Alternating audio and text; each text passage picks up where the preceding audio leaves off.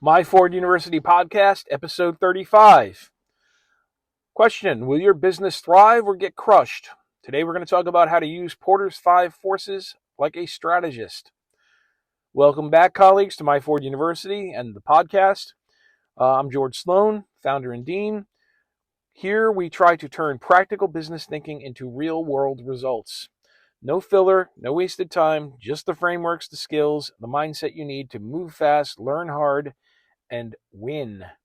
Today's episode is about something that every business owner, strategist, and operator should know, but many ignore.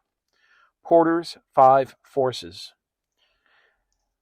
Okay, as you probably, maybe you have heard of it, maybe you haven't. Maybe you saw it in a textbook and once thought, hey, that looks academic. But let me tell you, it isn't just a framework. It's a filter for smart decision making. Many MBAs would have learned this or should have learned this, and it has many applications and can be used in many deliverable work products, especially if you're doing a strategic plan. Okay? So if you're about to launch something, enter a new market, or figure out why your business is struggling, this tool in particular can change the game for you. So let's break it down the My Ford University way. Practical, direct, and immediately usable. So what is Porter's 5 forces, or what are Porter's 5 forces? This model was developed by Harvard University's Michael Porter back in 1979, and despite its age, it's still one of the sharpest tools in the business strategy toolbox. Porter's 5 forces look at 5 competitive pressures that shape every industry and influence whether you can earn real profit or just survive. So here are the 5 forces. Ready? Industry rivalry. How intense is the competition? Whenever you're doing any kind of strategic deliverable, you should do a competitive analysis, competitive intelligence. So you want to look at the industry rivalry. Again, is it a highly competitive situation, or are you dealing with situations where there aren't as many competitors and you kind of have a first strike advantage? 2, you want to look at the threat of new entrants. How easy is it for others to jump in? This gets into barriers to entry, and I'm going to be doing an article about barriers to entry as it relates to the higher education industrial complex, if you will. Again, I've said before, college is a complete waste of time unless you're going for STEM, maybe law, medicine.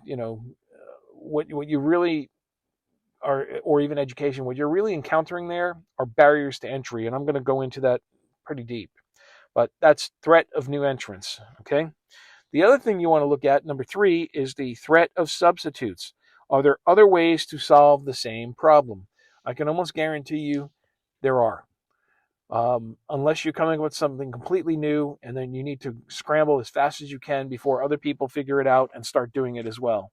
So there are substitutes, and the question is your substitute faster, better, cheaper, or does it provide a value proposition that is better for your end users than the substitutes?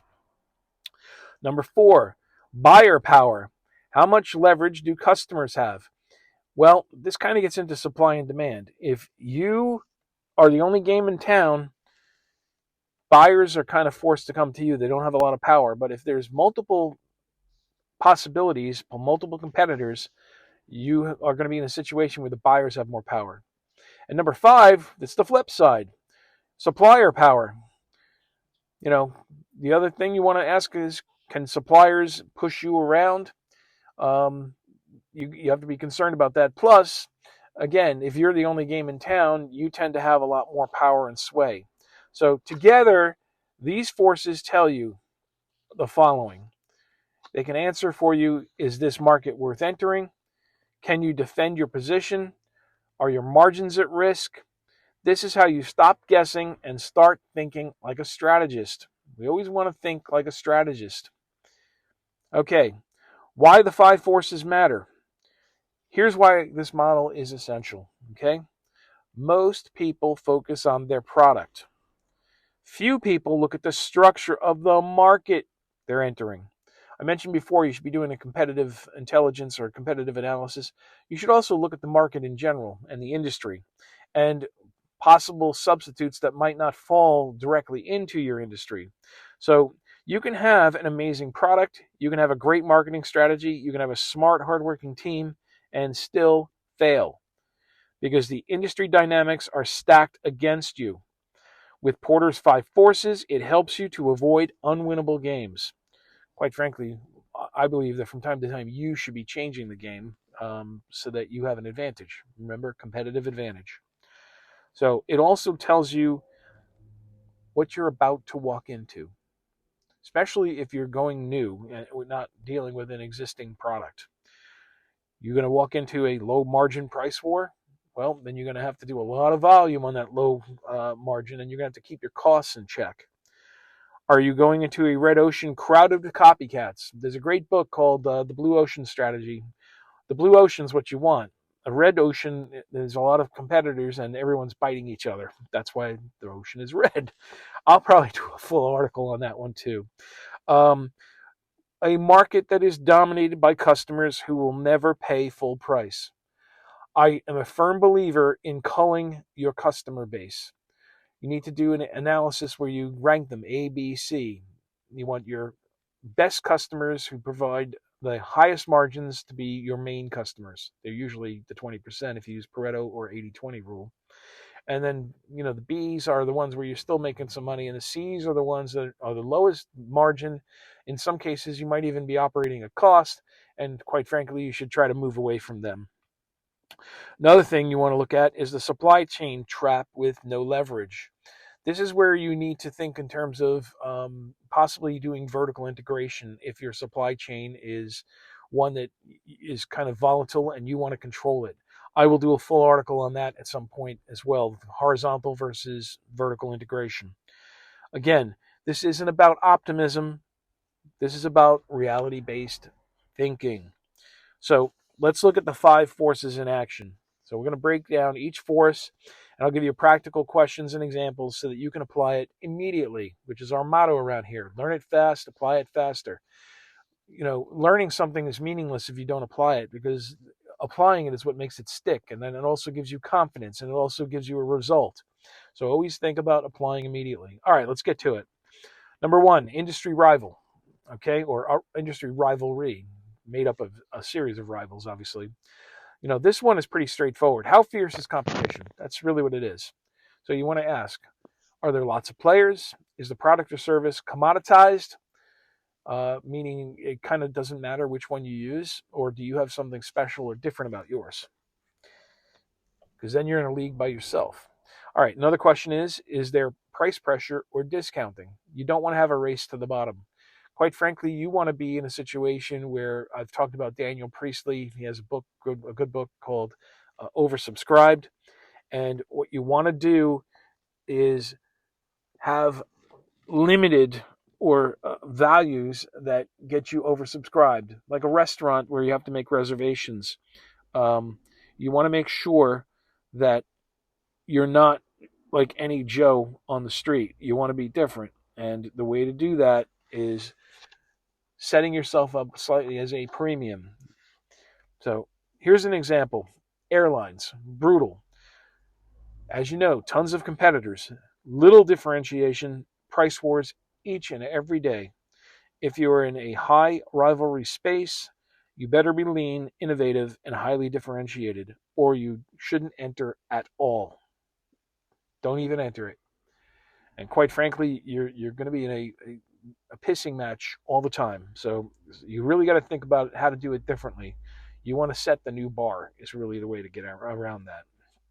Okay, 2, threats of new entrants. Here's the question. How easy is it for others to start competing with you?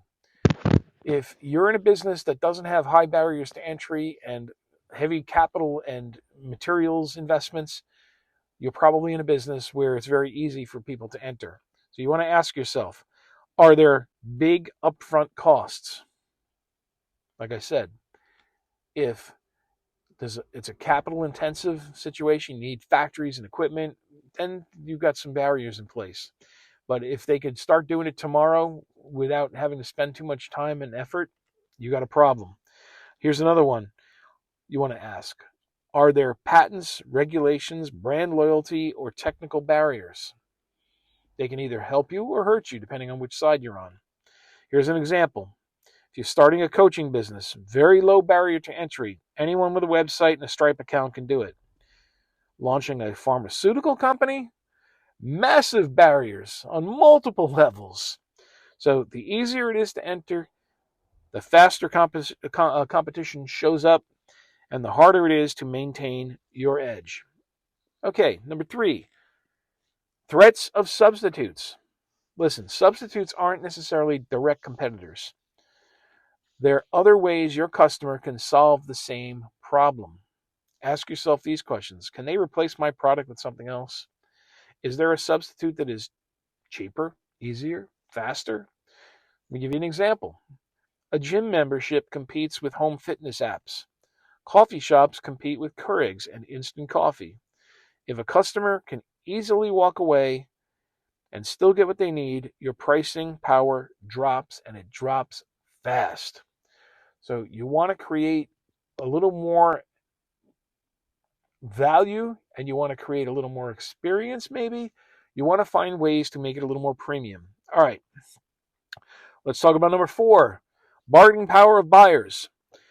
This is about leverage. Do your customers need you, or do you need them? One of the things I've always learned and advocated is never get too dependent on one particular customer, because then they kind of have power over you and you're dependent on them. Always want to diversify out. Even having, 3 customers, 4 customers, it might, if they control 80% of your revenues and your profitability, that's a problem. So you want to make sure you spread things out. Here are some of the questions to ask. Are the buyers concentrated? Can they switch easily? Do they pit vendors against each other? Well, I'll be honest with you. As a project manager, when I have to send something out to bid, I usually like to get 3 competitive bids. So in a way, I'm pitting them against each other. But what I'm trying to do is make sure that there's bid leveling, and I have to go through a process because I have to justify who I pick for the client that's getting the work done. All right, so let me give you another example. I'll give you a personal one there. If you sell through Amazon, customers have tons of power. They can compare 20 products in about 10 seconds. Even Amazon is going to compete with you there because they create their own products once they see what's popular. If you sell directly and have brand loyalty, you're in a much stronger position. The goal is to reduce buyers' power through value, loyalty, and uniqueness. I would say that Apple iPhones kind of do this. So think about that. Number 5, bargaining power of suppliers. Now flip it. Can your suppliers squeeze you? Ask, are there only a few suppliers? Is switching hard or expensive? And do they control something critical? A lot of people like to put in proprietary software, for example, so that making the switch to another competitor is very, very difficult. It's hard to take things, across platforms. Let me give you another example. A food brand is using rare organic ingredients that might have a few options, very few options. If the supplier raises the prices, you're stuck. It is what it is. Your job is to build redundancy, create options, and own more of the supply chain when possible. Again, that's getting into vertical integration there. But I think COVID disrupted the supply chain and taught people a lot of lessons. And you really need to have backups and redundancies, because if you don't, you're at their mercy. And again, you can do the same thing, in terms of, putting them out to bid if there's more competitors there. And you have a little more power over the customers if there aren't as many choices to go to, right? All right, let's apply it to a real business. So let's say you're thinking of launching a premium energy drink brand, highly competitive. I did quite a few studies on that a number of years ago, not for myself, but for others. Let's run it through the 5 forces. Number one, rivalry, very high. Tons and tons of competition. Some micro brands and some major brands. Coke, Pepsi, they're all in it. Then you get the micro brands, and usually what happens is the micro brands end up being bought up by the big ones once they, prove themselves. Two, new entrants, medium. It's not impossible to launch, but it's not easy to launch. Number three, substitutes, very high.